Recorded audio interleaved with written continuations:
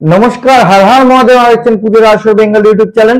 আর আমাদের সঙ্গে রয়েছে আমরা ইউটিউবের একমাত্র ঠাকুর মশাই দেবজিৎ চক্রবর্তী। আজকে যে বিষয় নিয়ে আপনাদের সঙ্গে আলোকপাত করব সেটা হচ্ছে দুর্গাপুজো সম্পর্কিত। আমাদের দুর্গাপুজো আসন্ন এবং দুর্গাপুজোর বিভিন্ন ভিডিও আপনারা দেখছেন, বিভিন্ন জায়গায় প্রশিক্ষণ নিচ্ছেন বা বিভিন্ন পড়াশোনা আপনাদের শুরু হয়ে গেছে। কারো চণ্ডীপাঠের রেয়াজ শুরু হয়ে গেছে এবং অন্যান্য পুজোর পাশাপাশি দুর্গাপুজো নিয়ে একটা চিন্তা ভাবনা আপনাদের চলে এসছে। কারণ এবছরের দুর্গাপুজোর তিথি স্বল্পতা, অর্থাৎ তিথি খুবই স্বল্প। এবার এই তিথি স্বল্পতার বিষয়কে আমরা অনেক রকম চিন্তা ভাবনা করছি, অনেক রকম আলোচনা করছি, অনেকে জিনিসটা জেনেও বারবার ঝালিয়ে নেওয়ার চেষ্টা করছি যে আমরা ঠিক করবো তো, বা এবার করতে পারবো তো। অবশ্যই করতে পারবেন, মা দুর্গার আশীর্বাদ রয়েছে। সেই মা দুর্গার আশীর্বাদে আপনারা ঠিকঠাক পুজো করবেন এবং এই তিথি স্বল্পতার কিছু পদ্ধতি রয়েছে, সেই পদ্ধতি অনুযায়ী দুর্গাপুজোটা করতে হবে। কারণ এতদিন যেভাবে আমরা দুর্গাপুজো করতাম তিথি স্বল্পতায় সেইভাবে দুর্গাপুজো করলে হবে না, তার একটা পদ্ধতি রয়েছে। সেই পদ্ধতিগত দিক থেকে দুর্গাপুজোটা সেইভাবেই করার চেষ্টা করতে হবে। এইবার যে বিষয়টা বলবো সেটা হচ্ছে খুবই গুরুত্বপূর্ণ একটি বিষয়। সেই গুরুত্বপূর্ণ বিষয়টা হচ্ছে দুর্গাপুজোর এই সমস্ত নীতি নির্ধারণ আমরা কি করি, বিভিন্ন পণ্ডিতের কাছ থেকে আলোচনা করি বা বিভিন্ন তথ্য আমরা সংগ্রহ করতে চাই যে সেই তথ্যে কি দিয়েছিল সেই অনুযায়ী আমরা দুর্গাপুজোটা করব। সেই রকম তথ্য বলতে গেলে আমাদের মাথায় যেই মানুষটার নাম মনে পড়ে সেটা হচ্ছে, বা আপনারা দেখছেনও যে সেই মানুষটার নামই বারবার ভেসে আসছে, সেটা হচ্ছে রঘুনন্দন, অর্থাৎ মাত্র রঘুনন্দন। তিনি দুর্গাপুজো সম্পর্কিত বিভিন্ন বই লিখেছেন, তার দুর্গাপুজোর তথ্য রয়েছে। সেই তথ্যে তিনি কি উল্লেখ করেছেন, তিনি স্বল্পতা নিয়ে কি উল্লেখ করেছেন, সেইগুলো নিয়ে আলোচনা করব। কিন্তু আজকের ভিডিওতে আমি শুধু দুর্গাপুজোর তিথি স্বল্পতা নিয়ে রঘুনন্দনের আলোচনা করবো না, সম্পূর্ণ রঘুনন্দনের যে তত্ত্ব তার একটা সংক্ষিপ্ত সার আপনাদের দেব। রঘুনন্দন কি কি বলতে চেয়েছিলেন তার দুর্গাপুজোর তত্ত্বে, সেই নিয়ে আজকে পুরো ভিডিওটা হবে। তাহলে আজকে ভিডিওটা সম্পূর্ণ দেখবেন। ভিডিও ভালো লাগলে লাইক করুন, কমেন্ট করুন, শেয়ার করে সাবস্ক্রাইব করে বেল নোটিফিকেশন করবেন। পুজো আসর বেঙ্গল ইউটিউব চ্যানেলের সঙ্গে থাকবেন, পুজো আর্চা করতে থাকবেন। এবং দুর্গাপুজোর প্রশিক্ষণ 11 তারিখ রবিবার থেকে শুরু হতে চলেছে। নিচে নাম্বার যাচ্ছে, সেই নাম্বারে আপনারা যোগাযোগ অবশ্যই করতে পারেন। সেই যোগাযোগ করে আপনারা চলে আসুন। একদম সরাসরি দুর্গাপুজোর ক্লাস হবে, প্রতি রবিবার করে হয়। ফোন করে কথা বলুন কি রকম কি প্রসেস রয়েছে, তাতে আপনারা যোগদান করতে পারবেন ক্লাসে। এইবার আমরা যে দুর্গাপুজোর যে পদ্ধতি সেই নিয়ে আলোচনা করব। রঘুনন্দন যে বিষয়টা নিয়ে আলোচনা করেছে সেই বিষয়টা নিয়ে আমরা আলোচনা করব। রঘুনন্দনের যে দুর্গাপুজোর তথ্য রয়েছে সেই তথ্যটা বিভিন্ন যে বইটা রয়েছে সেই বইটা খুব দুষ্প্রাপ্য বই, অনেকের কাছে সংগ্রহ আছে, অনেকের কাছে সংগ্রহ নেই। কিন্তু সেই দুর্গাপুজোর তথ্য থেকে কিছু বই তারা লিখেছেন, সেইখান থেকে যে তথ্য সেই তথ্য নিয়ে আমরা আলোচনা করব। তাহলে দুর্গাপুজোর যে তত্ত্বে তিনি লিখেছেন যে দুর্গা পুজো একটি জনপ্রিয় পুজো, সেই জনপ্রিয় পুজোকে আমরা দুর্গা উৎসবও বলি। কারণ বাসন্তী পুজো যেটা হয় বসন্তকালে যে বাসন্তী পুজো হয় সেটা বাসন্তী পুজো, কিন্তু সেটাকে দুর্গা উৎসব বলা হয় না। দুর্গা উৎসব বলা হয় কোনটাকে? দুর্গা উৎসব বলা হয় এই যে শারদীয়া দুর্গা, শরৎকালে যেহেতু হয় সেহেতু এটাকে শারদীয়া দুর্গা উৎসব বলা হয় এবং এটা উৎসবের আমেজ হয়। বসন্তকালে যে পুজোটা হয় সেটা কিন্তু দুর্গা পুজোর সময়, উপযুক্ত সময়, কিন্তু সেখানে দুর্গা পুজো সেইভাবে কিন্তু দুর্গা উৎসব বলা যাবে না।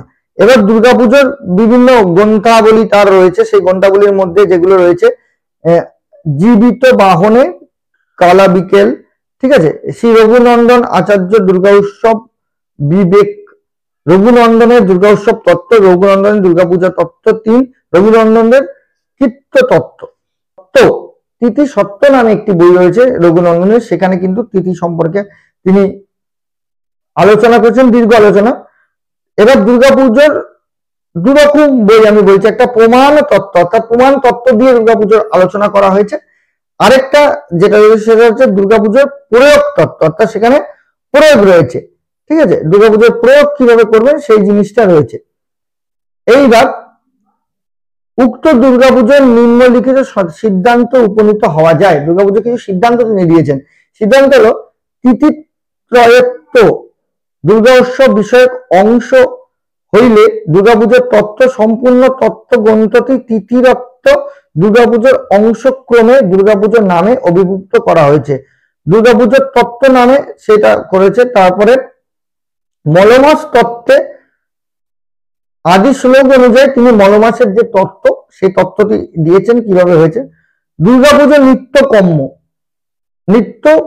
কাম্য অর্থাৎ দুর্গাপুজোর যে নিত্য কাম্য সেইখানে কিন্তু এইভাবে আমরা দুর্গাপুজো করব না, সেখানে শুধু দুর্গাপুজোকে ধ্যান অনুযায়ী দুর্গাপুজো করা যাবে।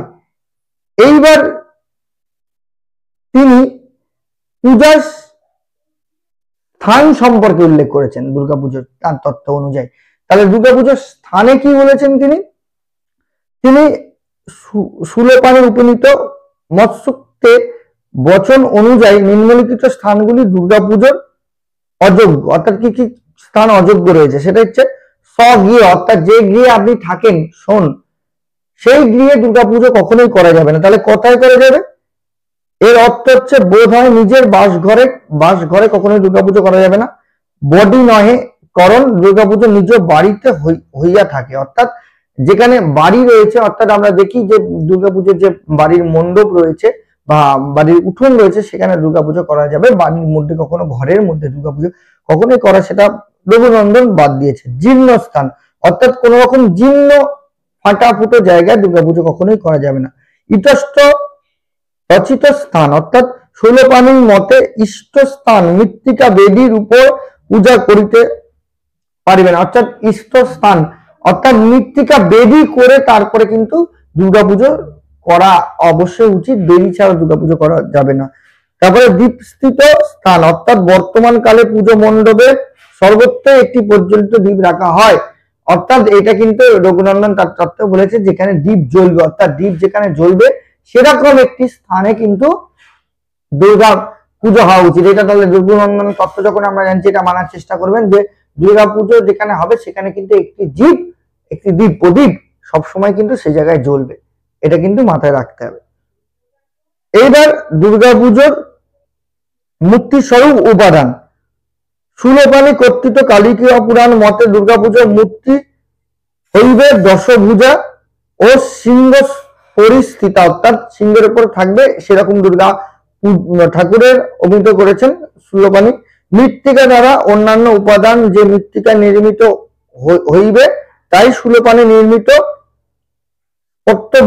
বুঝাবে এবং সেখানে দর্পণে স্নান করবেন, অর্থাৎ যেখানে মাটির মৃন্ময় মৃন্ময়টাই তিনি সেও বলেছেন মৃন্ময় মূর্তিকা যেখানে পুজো হবে সেখানে কিন্তু অবশ্যই দর্পণে স্নান হবে, আমরা তাই করি। কিন্তু যেখানে মৃন্ময় মাটির মূর্তিকা হবে না, যেখানে পেতলের মূর্তিকা সেখানে কিন্তু মহাস্নান কিন্তু সেইভাবেই হবে, অর্থাৎ পেতলের মূর্তির গায়ে কিন্তু আমরা স্নানটা করাবো বা যেখানে স্নান করা যাবে তিনি সেটাই বলেছেন। অর্থাৎ প্রতিমা মৃন্ময় হইলে দেবী স্নান দর্পণে হইবে, আবার মৃত্তিকা স্বর্ণ যোগ হইলে দেবী সেই মূর্তিতেই স্নান হবে, তাহলে কিন্তু মূর্তিতেই স্নান হবে যদি সেইখানে স্নানের ব্যবস্থা থাকে বা পেতল স্বর্ণ রূপার যদি মূর্তি হয়। তারপরে শারদীয়া পূজা শরৎ কালে হয় বলেই এই পূজার অপর নাম হচ্ছে শারদীয়া দুর্গা পূজা।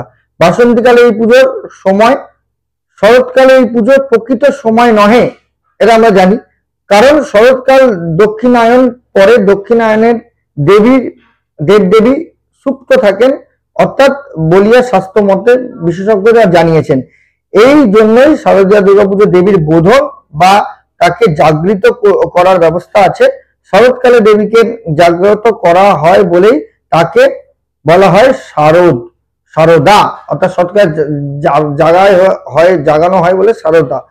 সুলেপানির মতে শারদা শব্দটি কাল্পনিকভাবে ব্যুৎপন্ন, কিংবদন্তি এই যে দশরথী রাম শক্তির উৎপন্ন দেবীর এই অকাল পূজায় প্রবৃত্ত করেন, কিন্তু ইহার কোনো ভিত্তি মূল রামায়ণের নেই, বাংলা স্মৃতি হইতে কোনো সমর্থ দেওয়া যায় না। এখানে তিনি একটু ধরি তত্ত্বে যেমন হয় পিএইচডি তত্ত্বে যেমন হয় কিছু জিজ্ঞাসা চিহ্ন থাকে, এখানে কিন্তু সেরকম জিজ্ঞাসা চিহ্ন রয়েছে। পূজার প্রকার, পূজা কিন্তু 3 রকমের, এটা আমরা অনেকেই জানি, কিন্তু রঘুনন্দন সেইভাবে বলেই দিয়েছে, রঘুনন্দন অনুযায়ী আমরা কিন্তু বলি সেইগুলো। তাহলে এখন ধরা পড়ছে সেগুলো সাত্ত্বিক রাজসিক তামসিক দুর্গাপুজোর ত্রিবিধ অর্থাৎ ত্রিবিধি অনুযায়ী হয়। সাত্বিক পুজো থাকিবে জপ যজ্ঞ ও নিরামিষ পুজো করণ হবে, অর্থাৎ নিরামিষ ভোগ সেখানে দেয়া হবে। আচ্ছা, এইবার রাজসিক যেখানে সেখানে পশু বলি হইবে এবং পূজার উপকরণ হইবে আমিষ, অর্থাৎ সেখানে পশু বলি অবশ্যই হবে, সেখানে আমিষ হবে। এবং তামসিক ব্যবস্থা যেখানে থাকবে সেখানে এইরূপ জপ যজ্ঞ মন্ত্র নাই, পূজা করণ ও মদ এবং মাংস প্রভৃতি, অর্থাৎ পূজার উপকরণ হচ্ছে মদ মাংস। এখানে যেখানে তামসিক পুজো হবে, তামাশার পুজো, অর্থাৎ তামসিক পুজো, তামাশা বলবো না, তামসিক পুজো, সেখানে এইটা হবে। এইবার একটা প্রশ্ন আছে, অনেক জায়গায় প্রত্যেকদিন নিরামিষ ভোগ দেয়, নবমীর দিন বা দশমীর দিন মাছ ভোগ নিয়ে আসে, সেটা কি সবথেকে তামসিক না রাজসিক? আপনারাই বিচার করুন। অনেক জায়গায় সন্ধি পুজোয় মদের ব্যবস্থা, মদ দিয়ে দেয়, এগুলো কিন্তু মানুষই ঠিক করে। তাহলে সেখানে কোন অনুযায়ী আপনি কোন পথে যাবেন? তাহলে সেটা পুরো একটা তালগোল হয়ে গেছে, রঘুনন্দন তত্ত্ব এখানে দূষিত হচ্ছে বা সেই জায়গায় মানা হচ্ছে না। তাহলে বিষয়গুলো এইরকম ভাবে যাচ্ছে। তারপরে যেটা বলা হচ্ছে দুর্গাপুজোর অধিকার, দুর্গাপুজোর পুজো সম্পর্কে বলেছেন কালিকা পুরাণত্ব প্রমাণ অনুযায়ী সুলোপানি একটি সংক্ষিপ্ত পুজোর ব্যবস্থা করেছেন, ইয়া মাত্র 5টি দ্রব্যের। অর্থাৎ সুলোপানি কিন্তু কালিকা পুরাণে বলেই দিয়েছেন যে 5টা বিষয়ে পুজো করা যাবে, অর্থাৎ কি পুষ্প, চন্দন, ধূপ, দীপ, নৈবেদ্য, ঠিক আছে, এতে কিন্তু 5টা পুজো করা যাবে। তাহলে সুলোপানি অধিকৃত পঞ্চপ্রচারে আপনি পুজো করতে পারেন। এবার একটা জিনিস বলো, পঞ্চপ্রচারে পুজো করতে পারেন, পুজোর দ্রব্যাদি কিন্তু আপনার কর্তব্য, অর্থাৎ 16 দ্রব্য আপনার সামনে রেখে দিতেই হবে। আপনি কিন্তু পুজো করবেন পঞ্চপ্রচারে, তার নির্দেশ কিন্তু এখানে দেওয়া রয়েছে। তারপরে যেটা বলছে প্রতিকূল আর্থিক অবস্থা অনুযায়ী বহু দ্রব্যাদির দ্বারা পুজো করিলে অক্ষত তার পক্ষে শুধুমাত্র পুষ্প অথবা কেবলমাত্র জল দ্বারা পুজো করা যায়, তার খুব অসুবিধা। সে কি অক্ষত দিয়ে পুজো করতে হবে, অর্থাৎ আতক চাল বা জল পুষ্প দিয়ে পুজো করতে পারে, যার কিছু সে শুধু জল দিয়ে পুজো করতে পারে। তার পদ্ধতি আমরা জানেন, জল দিয়ে কিভাবে দুর্গাপুজো করা যায়, অনেকেই এই বিষয়ে জানেন। দুর্গাপুজোর সংস্কার আলোচনা অনুষ্ঠান, ঠিক আছে। এবার দুর্গাপুজোর সম্পূর্ণ পুজো, বলিদান, হোম এইগুলো হয় বলেই এটাকে মহাপুজো বলা হয়। এটা আমরা জানি, এই নিয়ে আলোচনা হয়েছে দীর্ঘ, আমরা বেদেতেও হয়েছে। বহু দ্রব্যাদি দিয়ে স্নান, কি কি স্নানের কথা বলেছেন? দধি, মধু, তৈল, ঘৃত, দুগ্ধ, পঞ্চগব্য, পঞ্চকষা, ঔষধি, ভুরঙ্গা, কলস, পুষ্প, তারপরে পঞ্চরত্ন, চন্দন মিশ্রিত সুন্দরী দ্রব্য, উষ্ণাদক, পঞ্চ মৃত্তিকা, এই সমস্ত দ্রব্য দিয়ে স্নান করার কথা বলা হয়েছে। এইবার যেটা বলছে অষ্টমীর পুজোর দিন নানান অলংকার দ্বারা কুমারীকে ব্যবস্থা করে কুমারী পুজো করা হয়। অষ্টমীর শেষ দণ্ড এবং নবমীর প্রথম দণ্ডের মধ্যে সন্ধি পুজো কর্তব্য। তাহলে সন্ধি পুজোর কর্তব্য বোঝা গেছে। পশু পক্ষী বলি দুর্গাপুজোর একটি প্রধান অঙ্গ। অষ্টমী তিথিতে পশু বলি বিশেষ বিধান আছে, দেবী পুরাণার্থে অষ্টমী পশু বলি যে নিষেধ আছে, দেবী পুরাণার্থে নিষেধ করে দিয়েছে। বঙ্গীয় স্থিতিগণের মতে তাদের তাৎপর্য সেরকম রয়েছে। বলি সম্পর্কে এখানে বিভিন্ন তত্ত্ব রয়েছে, কোন কোনগুলো বিঘ্ন রয়েছে, ছাগ, মেষ, মহিষ, এগুলো বলি দেওয়ার কথা বলা রয়েছে। কিন্তু এছাড়াও হরিণ, শকুর, খড়গি, গন্ডা, অর্থাৎ গন্ডার অধিক বলি দেওয়ার ব্যবস্থা রয়েছে। কিন্তু এটাও বলেছে নানান শাস্ত্র অনুযায়ী যদি কুষ্মাণ্ড ইক্ষু দেয়া হয় তাহলে কিন্তু ছাগ বলির ন্যায় দেবী প্রীতি করে কিন্তু, অর্থাৎ কুষ্মাণ্ড ইক্ষুনন্দেও কিন্তু বলি দিলে ছাগ বলির সমানই কিন্তু সেটা রয়েছে, যেহেতু মহাপুজো। অর্থাৎ এইবার হচ্ছে দশমী কৃত। দশমী কৃত সেখানে বলাই রয়েছে যে দশমী কৃতে দুর্গাপুজোর পরে আমরা কোলাকুলি করি, এই সমস্ত বিষয় রয়েছে। এইবার একটা জিনিস, এটা অনেকেই জানে, অনেকে জানে না, এই বিষয়ে আমার কোনো ভিডিও নেই, কিন্তু এটা আমি অনেকদিন ধরেই জানি, এই বিষয়টা আমি সেভাবে বলিনি। তো পরবর্তীকালে যদি আপনার ইচ্ছা থাকে এর নিয়ে একটা ভিডিও বলবো। সেটা হলো শত্রু বলি। রঘুনন্দনও কিন্তু তার তত্ত্ব উল্লেখ করেছে। আজকাল বাংলাদেশে এবং ভারতবর্ষের কিছু অংশে দুর্গাপুজোর শত্রু বলি ব্যবস্থা দেখা যায়। সাধারণত মান কচুর পত্রভিত একটি পুত্তলিকা বানিয়ে দেওয়া হয়। প্রচলিত বর্ষা এই স্থান অনুযায়ী কালিকা পুরাণে, দেবী পুরাণে, মহাভারতে, সংবর্ষে এই গ্রন্থে নামক নিষিদ্ধ প্রথা উল্লেখ রয়েছে। ইহা প্রচলন কখনো বন্ধ হয় নাই। অর্থাৎ সত্য বলি কিন্তু আগেকার দিনেও হতো। সেই সত্য বলি কিভাবে হতো সেটা বলা রয়েছে যে একটা মানকচুতে মানুষ নির্মাণ করতে হবে, এখন সেটা মাটি দিয়ে নির্মাণ করে সেটাকে তার উপর দিয়ে চলে যাওয়াকে শত্রু বলি বলে। এর বিশেষ ব্যাখ্যা রয়েছে, তার পদ্ধতি রয়েছে, সেই অনুযায়ী সত্য বলির ব্যবস্থা রয়েছে। পরবর্তীকালে সত্য বলি নিয়ে যদি জানতে চান সেটা বলবো। এগুলো সেরকম গুরুত্বপূর্ণ নয় বলে আমি সেই নিয়ে বলিনি, অনেক জায়গায় এটা প্রচলন রয়েছে। দুর্গাবর্ষ অনর্থ প্রভাব। অন্যান্য স্নেহ অধিকার থাকিলেও দুর্গাপুজো তাদের অধিকার স্বীকৃত হয়। শারদ উৎসব সবার জন্য, এই নিয়ে যোগনন্দন তার তত্ত্ব বলেছে। আর একটা জিনিস বলেছে যে কালে করবেন, অকালে করবেন না। অর্থাৎ তিথিতে করতে হবে, তিথির বাইরে করলে হবে না, তিথির মধ্যে করার চেষ্টা করবেন সমস্ত কিছু। সেটা সংক্ষেপে অনেক তত্ত্ব উনি দিয়েছেন। উনি স্নানে যে তত্ত্বটা দিয়েছেন সেটা হচ্ছে মহাস্নান। শুধু একটি মন্ত্র বা অষ্টকলশ এসে সমস্ত দ্রব্যাদি আলাদা আলাদা যে মন্ত্র সেগুলো না করে একেবারে স্নান করানোর, অষ্টকলশের মাধ্যমে স্নান করানোর কথা তিনি বলেছেন। তিনি অনেক কিন্তু রঘুনন্দন মহাশয় অনেক তথ্য দিয়েছেন যেগুলো বর্তমান দুর্গাপুজোর সঙ্গে অনেক কাজে লাগবে। তাহলে অবশ্যই এবছর দুর্গাপুজোর সঙ্গে রঘুনন্দন ততটা কতটা কানেক্ট এবং এই ভিডিওটা কতটা আমার উপকার হলো অবশ্যই বলবেন। ভিডিও ভালো লাগলে লাইক করুন, কমেন্ট করুন, শেয়ার করে সাবস্ক্রাইব করে বেল নোটিফিকেশন করবেন। পুজো বেঙ্গল ইউটিউব চ্যানেলের সঙ্গে থাকবেন, পূজা করতে থাকবেন। নমস্কার।